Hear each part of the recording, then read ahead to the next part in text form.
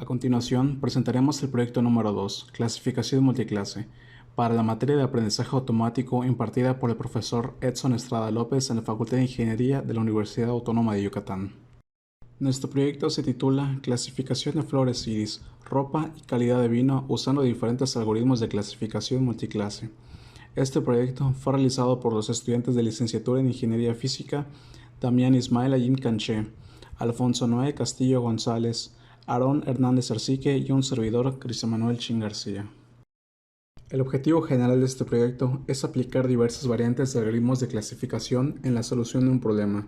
En este caso, se aplicó para tres diferentes conjuntos de datos, los cuales son el dataset Iris, Fashion MNIST y Red Wine Quality, siendo este último el mismo que se aplicó en el proyecto número 1, donde se solucionó mediante la aplicación de algoritmos de regresión lineal multivariable. Nuevamente, la implementación de dichos modelos se realizará en el lenguaje de programación Python. Para la realización de este proyecto definimos tres objetivos particulares. El primero de ellos fue identificar y aplicar diversas estrategias para resolver problemas de clasificación multiclase con algoritmos de clasificación binaria. Como segundo objetivo fue identificar las diferencias entre los clasificadores de regresión logística y el clasificador Stochastic Gradient Descent que se aplicó para el conjunto de datos Fashion MNIST. Finalmente, como tercer objetivo fue comparar los resultados obtenidos en los modelos de regresión lineal multivariable de la práctica anterior para el problema del vino con los resultados obtenidos para el caso de los modelos de clasificación, en este caso en específico de regresión logística. Realizaremos una breve descripción general de lo que se realizó en este proyecto, el cual, como se menciona en el objetivo general, se trata de implementar algoritmos de aprendizaje automático en Python. Más específicamente, se implementó uno de los modelos de aprendizaje supervisados más comunes, que es la clasificación. Bueno, en la práctica anterior aplicamos algoritmos de regresión lineal para predecir valores. En este caso centraremos nuestra atención en los sistemas de clasificación. Esto nos permitirá predecir las clases para distintas bases de datos. Más específicamente utilizaremos tres bases de datos, los cuales son Flores Iris, Fashion MNIST y Red Wine Quality. Y veremos cómo nuestro ordenador a través de estos algoritmos pueden distinguir entre especies de flores o un tipo de prenda de ropa basándose exclusivamente en imágenes. Para resolver este problema entonces haremos que nuestra máquina, es decir el programa, aprenda cómo realizar esta tarea en base a ejemplos de cada especie de flor o tipo de prenda, para que pueda clasificar imágenes que no estén marcadas o etiquetadas. Antes de entrar a detalle con la implementación de los algoritmos, requerimos saber un poco de teoría para poder atacar problemas de clasificación multiclase, ya que como sabemos, el clasificador de regresión logística es un modelo de clasificación estrictamente binario. Sin embargo, existen varias estrategias que se pueden utilizar para realizar una clasificación multiclase utilizando meramente clasificadores binarios. Un enfoque para usar algoritmos de clasificación binaria para problemas de clasificación múltiple consiste en dividir el conjunto de datos de clasificación de clases múltiples en múltiples conjuntos de datos de clasificación binaria y ajustar un modelo de clasificación binaria en cada uno. Dos ejemplos diferentes de este enfoque son las estrategias One versus All y One versus One. Para que quede más claro, expliquemos brevemente el clasificador One versus All. Supongamos que tenemos un problema de clasificación en donde hay n clases distintas. En este caso, necesitamos entrenar un clasificador multiclase en lugar de uno binario. Entonces, el clasificador One versus All es un método que involucra en entrenar n clasificadores binarios, cada uno diseñado para reconocer una clase en particular. Entonces, elegir n clasificadores son colectivamente utilizados para una clasificación multiclase. Y de hecho, es una que se puede interpretar mejor observando la figura que se muestra a continuación. Supongamos entonces que tenemos tres clases, la clase verde, la clase azul y la clase roja. Lo que hace el algoritmo de clasificación One versus All es tomar una clase individual, supongamos la clase verde, y compararla con las otras clases que restan. Entonces lo que va a hacer el clasificador es tomar uno, en este caso el verde, y una vez entrenado y desarrollado todo el algoritmo, lo que va a hacer el clasificador es decidir si es o no es verde. al menos para ese clasificador binario, por lo que se necesitarán construir 3 clasificadores binarios, uno para cada clase. Entonces, un clasificador me dirá si es verde o no es verde. El segundo clasificador me dirá si es azul o no es azul. Y el tercer clasificador me dirá si es rojo o no rojo, siendo la parte negativa el resto de los colores. Esto quiere decir que por cada clasificador, la parte positiva va a ser una clase y la parte negativa van a ser las otras 2 clases. Esto quiere decir que para este tipo de algoritmos se requiere la creación de un modelo para cada clase. La posible desventaja de esto, es decir, de que cada clase requiera un modelo, es que podría ser un problema para grandes conjuntos de datos, por ejemplo, millones de filas, así como serían modelos lentos en el caso de las redes neuronales o cuando se consideran un gran número de clases.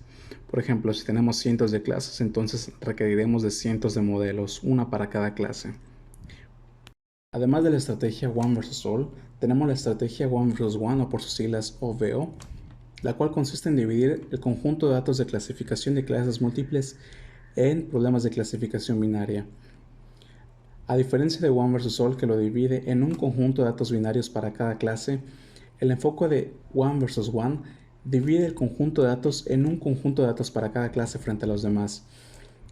Es decir, si se puede observar en la figura, si nosotros tenemos 3 clases, y tomamos el mismo ejemplo anterior en el que teníamos 3 clases, ya sea los colores verde, azul y rojo, en donde anteriormente teníamos o es verde o no es verde, ya sea azul o rojo no nos interesa, la cuestión es que no es verde.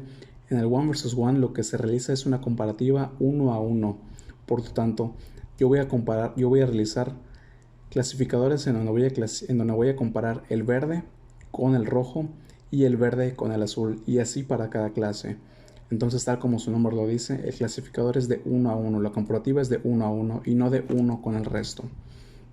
Por lo tanto, al igual que en One versus All, reducimos el problema de clasificación multiclase a simplemente tener múltiples modelos de clasificación binario. La diferencia con One versus All es que aquí se generan muchas más modelos de clasificación. Es decir, a medida que n es más grande, es decir, a medida que más clases tenemos, más modelos debemos de aplicar, por lo que este método suele ser más lento en comparación a la estrategia One versus All. Por otra parte, la principal ventaja de One versus One es que cada clasificador solo necesita ser entrenado por parte del conjunto de entrenamiento para los datos que se debe distinguir. Por ejemplo, observemos la figura. Inicialmente yo tengo 3 clases, supongamos verde, rojo y azul. Si yo voy a simplemente construir un clasificador binario que me compare el rojo con el azul, entonces los únicos datos de entrenamiento van a ser aquellos datos que contengan esta información de los colores rojo y azul. En comparación al One versus All, ya que si yo quisiera comparar el rojo, si es rojo o no es rojo, entonces tenía que entrenar los datos de todas las clases, porque la parte positiva incluía el color que yo quiero saber si eso no es, y la parte negativa incluía la información del resto de las clases. Sin embargo, en One versus One, en cada clasificador simplemente estamos considerando 2 clases, de manera que simplemente necesitamos entrenar los datos para esas clases en específico. También el One versus One tiene ventajas cuando se trata de algoritmos que escalan mal con el tamaño del conjunto de entrenamiento, ya que para estos algoritmos se prefiere el One versus One porque es más rápido de entrenar muchos clasificadores en conjuntos de entrenamiento pequeños que entrenar pocos clasificadores en conjuntos de entrenamiento grandes. Sin embargo, para la mayoría de los algoritmos de clasificación binaria se prefiere el One versus All. Hola, muy buenas, mi nombre es Damián Ejim y a continuación les voy a presentar la primera parte del segundo proyecto de la asignatura Aprendizaje Automático. En esta primera parte se va a ver la clasificación multiclase aplicado al dataset IRIS. Para ello, primero se importaron las librerías principales. La primera es NumPy, después tenemos a Pandas, después Matplotlib y por último a Seaborn. Entonces, para poder hacer la clasificación multiclase del dataset IRIS, primero se importó a esta base de datos utilizando la librería scikit-learn. Después se obtuvieron las keys que representan a toda la información que contiene la base de datos. Entre esta información, las más destacables son data, target, feature names y target names, ya que estas se van a utilizar para formar los arreglos X y Y de nuestro entrenamiento y prueba de los modelos de clasificación multiclase. Entonces, vemos de qué trata la parte de esta base de datos que contiene a feature names y vemos que tiene sepal length, sepal width, petal length y petal width.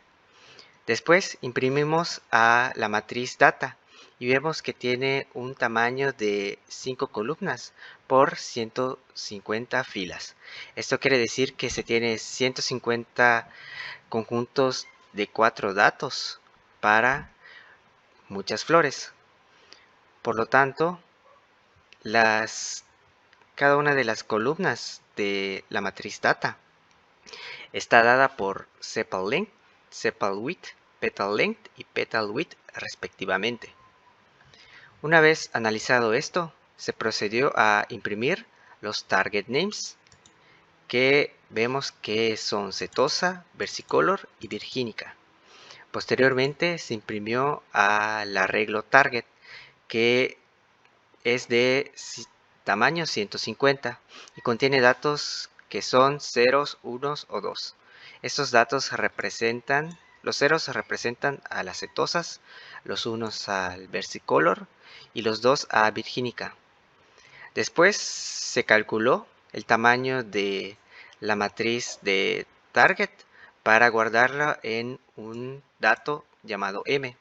Después se procedió a obtener la matriz X, que representa a la matriz data de Iris, y a esta matriz X se le agregó una columna de puros unos al principio para que pueda ser usada para el entrenamiento de los modelos. Después se definió a la variable Y, que es igual a el arreglo target de Iris. Esta primera parte del proyecto tiene como objetivo obtener varios modelos de regresión logística que sean capaces de predecir correctamente la etiqueta de target para una flor utilizando sus 4 características principales que fueron mencionadas anteriormente.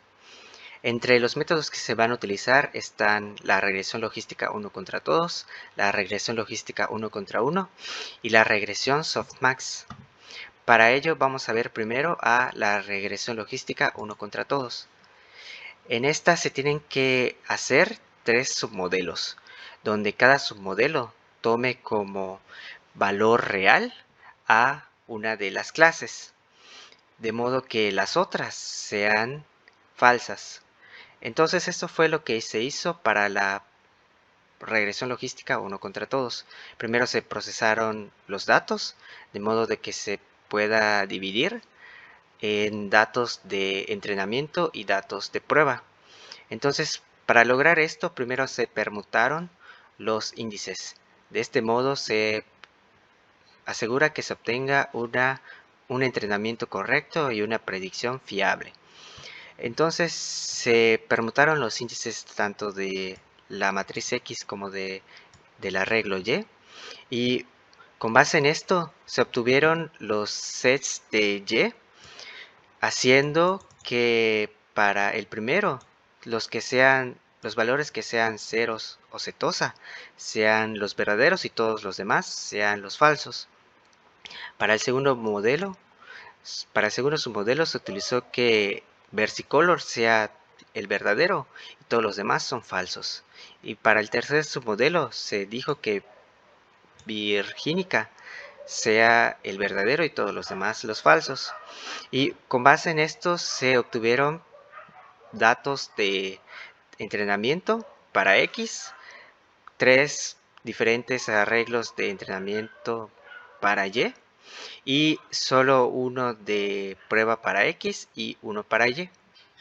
Entonces se procedió a entrenar cada modelo, que tenían como objetivo alcanzar una función hipótesis que tenga la siguiente forma, que esta función se trata de la sigmoide, la cual se programó en Python tal cual se observa en esta celda.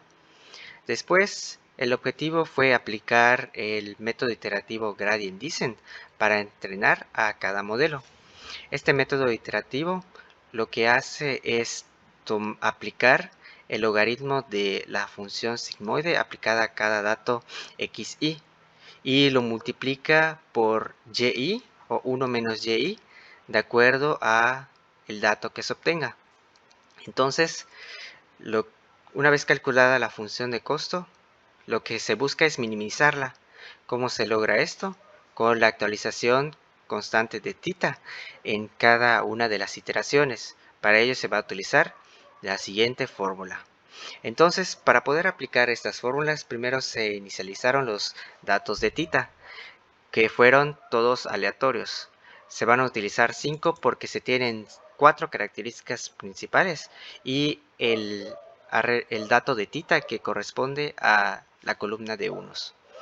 Entonces se inicializaron los arreglos de θ para el modelo que me va a predecir cetosas, para el modelo que me va a predecir versicolor y el modelo que me va a predecir virgínicas. De modo que en esta celda se muestra el entrenamiento del primer modelo, en la siguiente el entrenamiento del segundo modelo y en la que sigue el entrenamiento del tercer modelo. El resultado fue un arreglo de jotas de funciones de costo para cada una de las iteraciones. Y en la siguiente gráfica se puede observar que la función de costo decreció de forma exponencial y logró alcanzar su mínimo, por lo que el arreglo los arreglos de θ obtenidos deberían dar como resultado a la función de hipótesis más precisa. Entonces, utilizando esas funciones de hipótesis obtenidas, se realizaron las predicciones finales para mi modelo que predice cetosas, para el modelo que predice versicolors y para el modelo que predice virgínicas. De modo que todas estas probabilidades se concatenaron por columnas para obtener una matriz de probabilidades general. En esta matriz lo que me dice es cuáles son las 3 diferentes probabilidades que tiene cada dato en X. Cuáles son sus probabilidades de ser cada una de las diferentes flores. Entonces, para obtener la predicción, lo que se hizo fue tomar el arreglo de probabilidades y obtener el índice de la probabilidad más alta, el cual representa a la predicción. Si es 0 va a ser cetosa, si es 1 versicolor y si es 2 virgínica. Entonces, una vez obtenido el arreglo de predicciones, se procedió a realizar una matriz de confusión. Para ello no se utilizó la librería, sino que se utilizó un algoritmo con un ciclo for para obtener la matriz de confusión. Y esta función es la que se utilizó para todos los casos del proyecto, al menos para el dataset de Iris.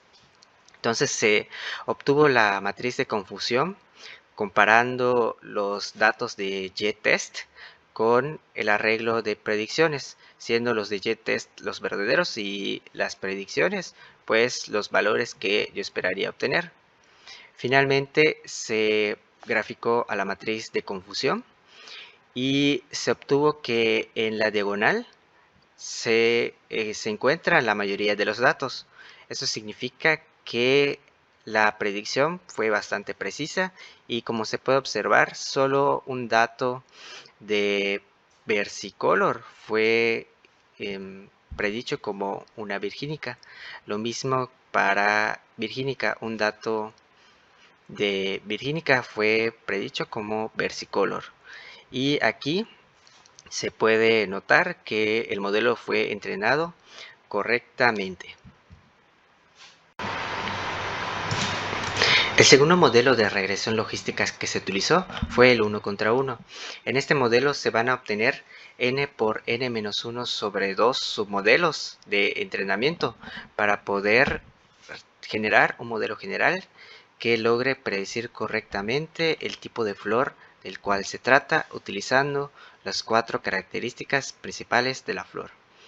En este caso, n es el número de clases y se tienen 3 clases, por lo tanto, 3 por 2 entre 2 me da como resultado 3 submodelos para entrenar. En estos 3 modelos se tiene que dividir a nuestras clases en parejas, de modo que la primera pareja para entrenar se trató de Setosa contra Versicolor, el segundo de Versicolor contra Virgínica y el tercero de Setosa contra Virgínica. Y en cada uno de estos modelos, por ejemplo, en este primero de Setosa contra Versicolor, se dividió a las matrices de X y de Y originales para dejar únicamente aquellos datos que son setosas y versicolors, es decir, todos los datos 0 y 1 en Y. Por ello, en los datos de train, los datos de entrenamiento y los de Y también, de X y Y, se ignoró al número 2 y solo se tomaron a 0 y 1. Entonces se tomó como verdadero a 0 a Setosa y como falso al 1, que es versicolor. Entonces se realizó el procedimiento de la función sigmoide, la cual se va a utilizar para obtener la función de costo y la actualización de tita en cada una de las iteraciones del método gradient descent. Por lo tanto, en este primer paso se entrenó al modelo de Setosa contra Versicolor y primero se inicializó a la matriz de tita para Setosa y Versicolor. Posteriormente se entrenó el modelo utilizando gradient descent con base en la ecuación de arriba. Después se entrenó al modelo Versicolor contra Virgínica. Para ello, de la matriz de datos de entrenamiento X y Y originales, se ignoraron todos los que son 0 para tomar únicamente a los que son 1 y 2, que corresponden a Versicolor y Virgínica respectivamente. En este caso se tomó como verdadero a Versicolor y Virgínica como falso. Entonces, con base en esta división, se procedió a inicializar también al arreglo de pesos tita para el caso de Versicolor contra Virgínica. Y posteriormente se aplicó el método iterativo de gradient descent para obtener al arreglo de funciones de costo y a cada una de las actualizaciones de tita para Versicolor y Virgínica. Después se entrenó al tercer modelo que tiene que ver con Setosa contra Virgínica. Para ello, en este caso, se ignoró a Versicolor, que tiene asignado al número 1, y se tomó como verdadero a Virgínica, mientras todos los que son setosas resultaron ser falsos. Y al igual que en los casos anteriores, se inicializó primero a la matriz de pesos tita y se empezó con el entrenamiento del modelo utilizando el algoritmo gradient descent.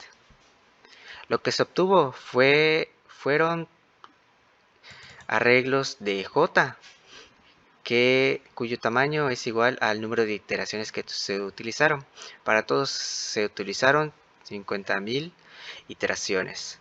Y en este gráfico se puede observar cómo en cada submodelo que se entrenó, la función de costo se minimizó al máximo. Esto significa que cada una de los arreglos tita para los 3 submodelos debe ser aquella que me genera la función de hipótesis más precisa. Y para probar a las funciones de hipótesis se realizaron las predicciones. Como primer caso se obtuvieron las funciones de hipótesis aplicadas a la variable xtest, y en cada una de estas matrices representan a una probabilidad. Para el primer caso tenemos que la probabilidad de que sea cetosa, y la 1 menos esa probabilidad sería la probabilidad de que sea versicolor. Lo mismo sucedió con el siguiente caso. Primero se tiene a la probabilidad de que sea versicolor, y 1 menos esto me da la probabilidad de que sea virgínica, ya que estos dos datos tienen que ver con el segundo modelo. Y en el tercer modelo, como se trató de cetosa contra virgínica, la probabilidad que me da como tal es la probabilidad de que sea virgínica, y el 1 menos esta probabilidad es la probabilidad de que sea cetosa. Por lo tanto, tengo una matriz de 6 columnas y 30 filas, porque se trata de los datos de test, que pues dice la probabilidad de que sea cada una de las flores a cada dato, cada arreglo de datos de cada flor que se tiene en el arreglo principal. Entonces, lo que se hizo para obtener la predicción fue comparar a estas tres columnas, de modo que las columnas que tengan mayor a 0.9 sean contadas, y el conteo total de cetosa, de la columna cetosa o versicolor o virgínica, el que tenga el mayor número de conteos será la predicción total. Por lo tanto, se procedió a hacer un algoritmo de decisión con if, elif y else para determinar si el resultado es 2 virgínica, 1 versicolor o 0 cetosa. Y todas se guardaron en un arreglo de predicciones. Finalmente se obtuvo una matriz de confusión comparando el arreglo YTest con las predicciones, y lo que se obtuvo fue una matriz de confusión de la siguiente manera. Como se puede observar, la mayoría de los datos caen sobre la diagonal. Esto significa que el modelo fue entrenado correctamente, ya que pues están realizando predicciones bastante acertadas. Lo único que falló, por ejemplo, en el caso de versicolor, predijo 3 como cetosas, lo cual no era cierto. En el caso de virgínica, predijo que 2 virgínicas eran cetosas, lo cual tampoco era cierto. Y hasta aquí quedaría el segundo método de regresión logística. El tercer modelo de regresión que se utilizó para esta parte del proyecto fue la regresión softmax. Para poder aplicar este modelo de regresión, primero se dividió a la matriz de datos X original y el arreglo de datos Y original en dos partes, de modo de que se obtuvo un conjunto de datos para entrenamiento y otro para prueba. El siguiente paso consistió en obtener 3 diferentes arreglos de pesos tita, uno para cetosa, uno para versicolor y uno para virgínica, de modo de que a cada uno de estos se le cambió su tamaño para que sean matrices columna de 5 filas cada una, y a cada una de estas columnas se le fue concatenando la siguiente utilizando la función de numpy np.c. Una vez concatenado estos arreglos, lo que se hizo fue aplicar un entrenamiento gradient descent, pero utilizando a la función softmax. ¿Qué es lo que hace la función softmax? Lo que hace es utilizar un arreglo de tita con tamaño de filas igual al número de features que se tienen, más 1 por la columna de unos, y un número total de columnas igual al número de clases. De modo que la exponencial de tita por x lo que obtiene es un arreglo de de datos, de 3 datos en este caso, porque se tienen 3 clases. Y esta función exponencial está normalizada, ya que se divide entre la sumatoria de cada e a la tita por x.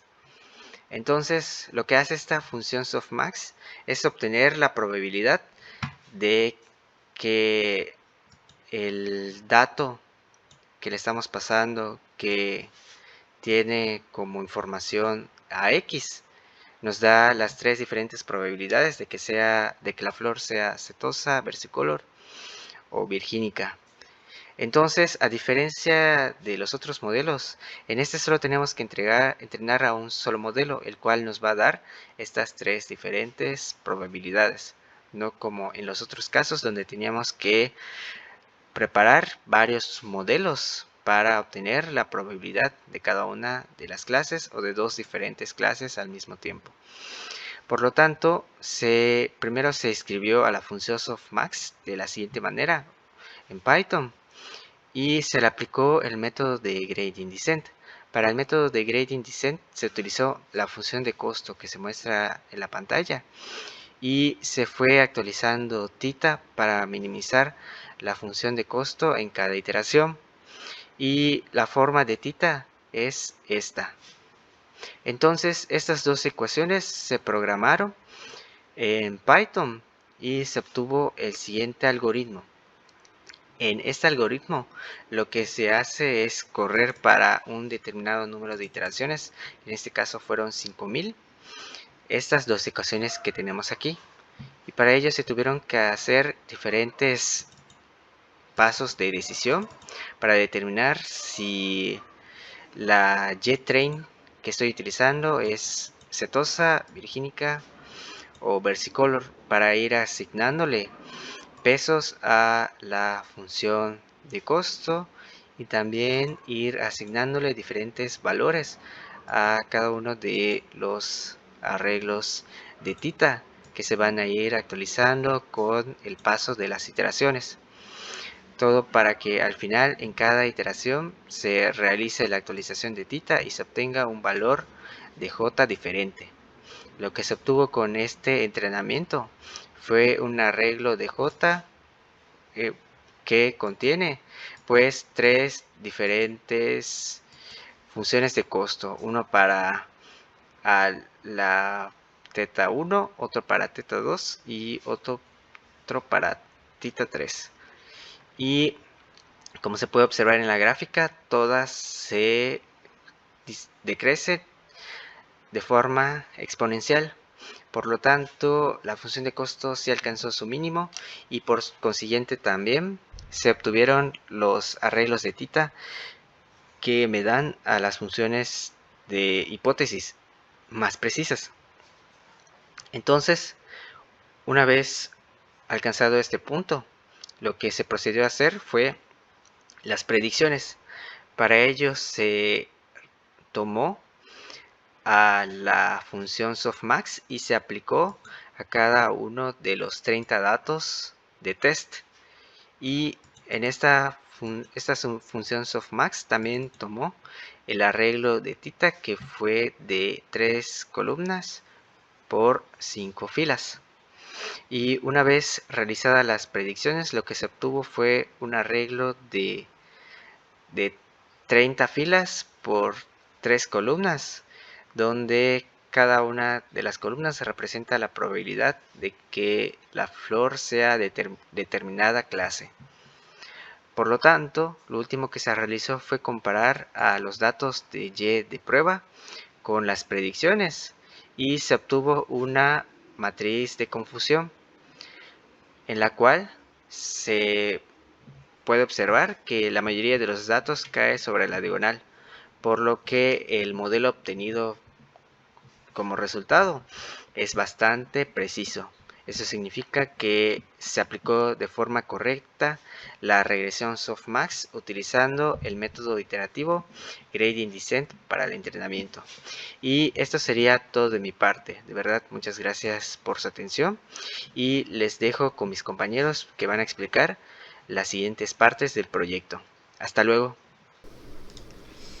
Ahora vamos a comparar las dos funciones de regresión logística aplicados en el problema de Fashion Mist. Lo primero que hay que hacer es preparar los datos y obtenerlos. Primero se obtiene por medio de el clonado del repositorio de GitHub oficial y posteriormente se realiza la importación de una clase llamada MnistReader, con la cual vamos a descomprimir los datos y vamos a separarlos de una vez en variables de entrenamiento y variables de prueba.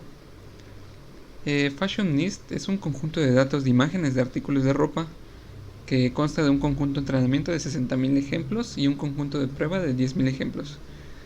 Este conjunto de datos normalmente se utiliza para realizar benchmarks de los diferentes tipos de predicciones y clasificaciones.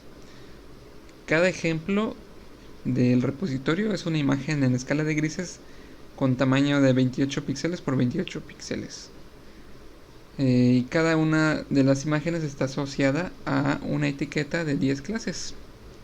Las 10 clases disponibles varían entre playeras, suéteres, vestidos, sandalias, camisas de vestir, bolsas y tenis y botas. Entonces, aquí podemos ver un ejemplo de graficación de uno de los elementos de entrenamiento, el número 6 para ser específico, el cual se tiene que reordenar o cambiar su tamaño para que sea una matriz de 28 por 28 y se coloca aquí su etiqueta, que en este caso corresponde a un tenis.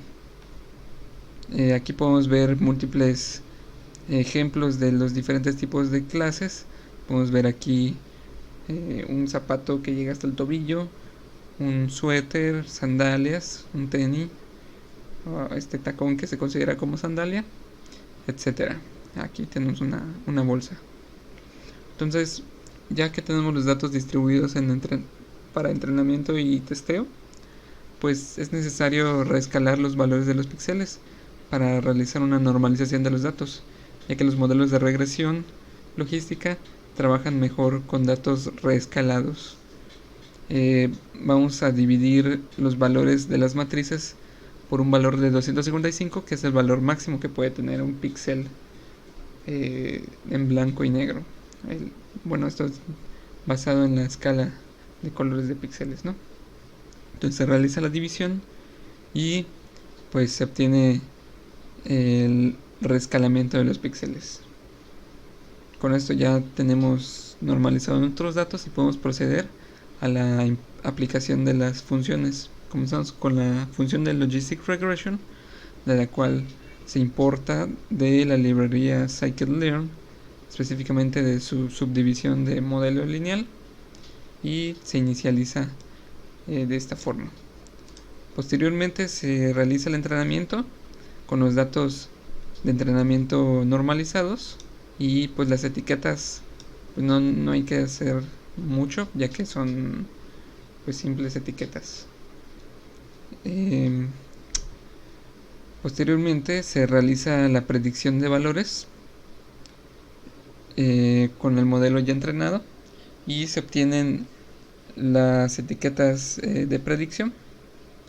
Se calcula la precisión del modelo y se obtiene un porcentaje de 84.39%.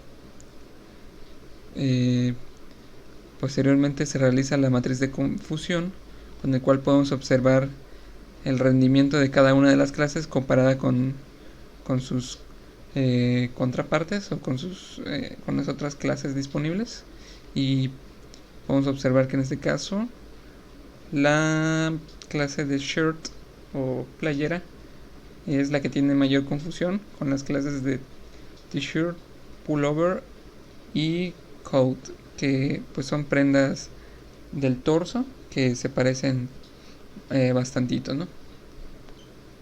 Y podemos ver que en general pues se tiene un rendimiento, una precisión bastante buena, a excepción del shirt, que tiene confusión con las demás clases. Ahora vamos a ver el Stochastic Gradient Descent Classifier, que también viene de la librería scikit-learn, específicamente de la sección de Linear Model, y en este caso se define considerando la etiqueta log, la cual se selecciona pues, para poder utilizar regresión logística. En caso contrario, se utilizaría la versión de Super Vector Machine.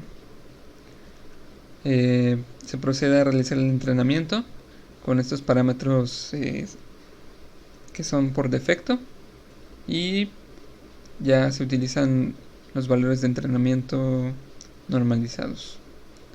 Se realiza la predicción de los valores, se calcula la precisión del modelo, que en este caso tenemos una precisión del 83.61%, que es ligeramente menor de la función anterior, y se realiza la función de la matriz de confusión, con el cual podemos ver que se tiene un rendimiento similar, con un incremento en la confusión de la sección de shirt, la cual disminuye su confusión con respecto al pullover, pero con respecto al t-shirt y al coat se incrementó, y en general se disminuyó la precisión de predicción para el shirt, aunque hubo incrementos en algunas otras clases. Pero pues se aprecia que los valores, aunque son similares, pues fue ligeramente mejor para el Logistic Regression, la función Logistic Regression. Entonces se utilizará esta para terminar de solucionar el problema, en la cual pues simplemente se verificará múltiples ejemplos con los cuales veremos si están correctamente predecidos. Para ello se define esta función, que es auxiliar nada más para poder graficar las imágenes y poder colocar la etiqueta predecida, la que no está en paréntesis, y la etiqueta real, la que está en paréntesis. Este es un ejemplo de la muestra número 10 del conjunto de datos de predicción. Entonces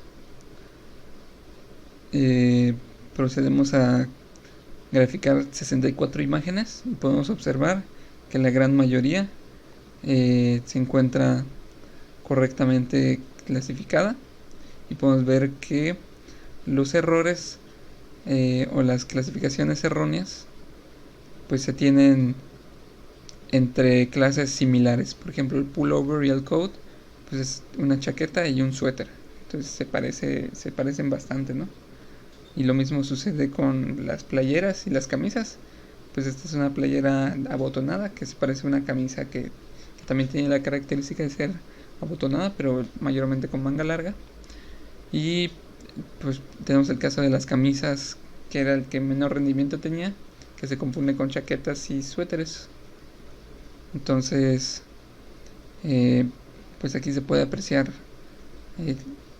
que pues sí, se tiene aproximadamente un 80 y tantos % de precisión al momento de clasificar las prendas.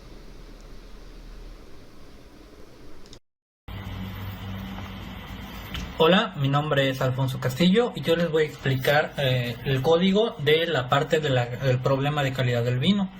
Primero vamos a preparar los datos. Nosotros lo importamos mediante Drive de winequalityred.csv, un archivo CSV. Lo llamamos y pues ya sabemos nosotros qué variables tiene, porque es el que utilizamos en el proyecto anterior. Entonces aquí solo para recordar, hacemos la correlación que tienen las variables y podemos ver que las 4 variables con la correlación positiva más alta son Fixed Acidity, Citric Acid, Sulfates y Alcohol. Entonces con estas 4 variables, con respecto a la calidad, con estas 4 variables es con lo que continuaremos a la hora de hacer el modelo. Aquí están las features. Después necesitamos estandarizar los datos. Nosotros lo vamos a hacer a través de la librería scikit-learn. Entonces importamos preprocessing y nosotros vamos a preprocesar de nuestras variables las columnas features, las columnas que necesitamos. Estas ya van a estar escaladas y se las pasamos como los datos de una matriz de X, que son nuestros datos que vamos a dividir entre de entrenamiento y de testeo. Y a una matriz llamada YV le vamos a pasar los valores de la calidad, como aquí se puede ver. Después, ya que estandarizamos los datos, necesitamos dividirlos. Necesitamos tener una parte de la cantidad de datos que se vaya para el testeo y una parte que se vaya para el entrenamiento. Aquí lo vamos a dividir con esta función igual de scikit-learn model selection.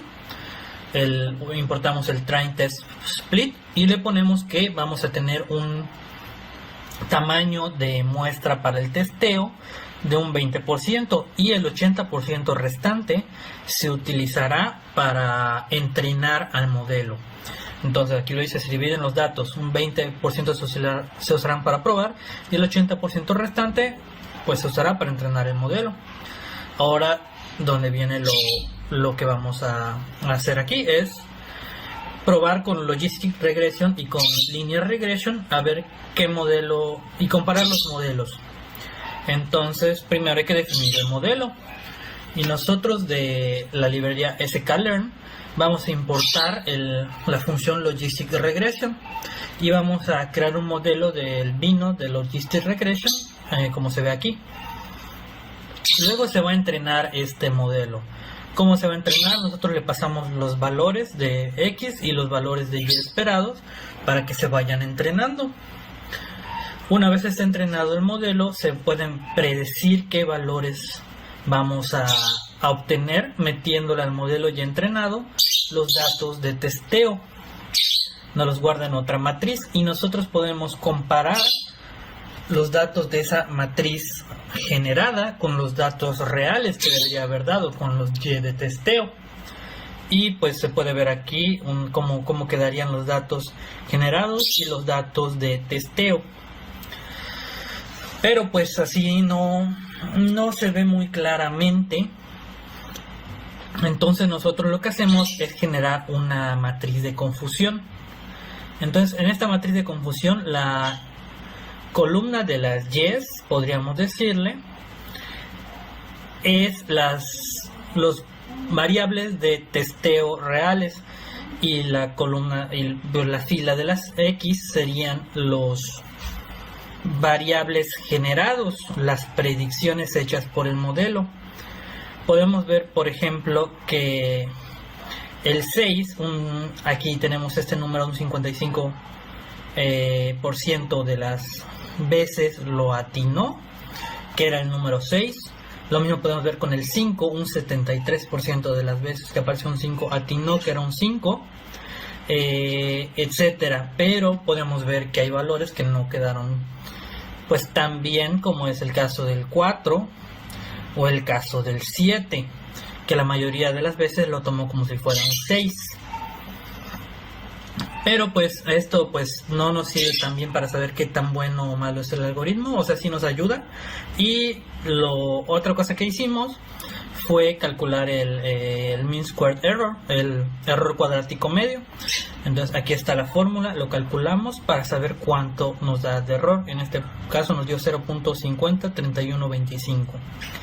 Ahora vamos a hacer lo mismo pero con el modelo de regresión lineal. Igual definimos el modelo con el scikit-learn. Del modelo lineal importamos la regresión lineal.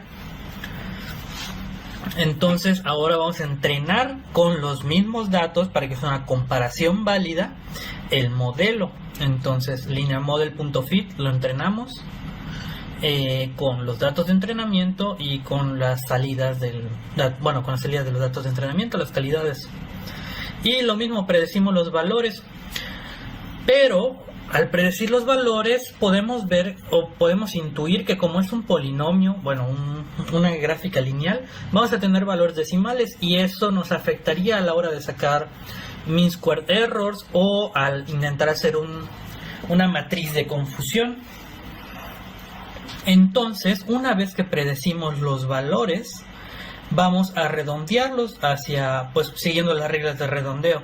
Si es 0.5 y es un par, lo redondea para abajo. Si es 0.5 y antes tiene un número impar, se redondea para arriba.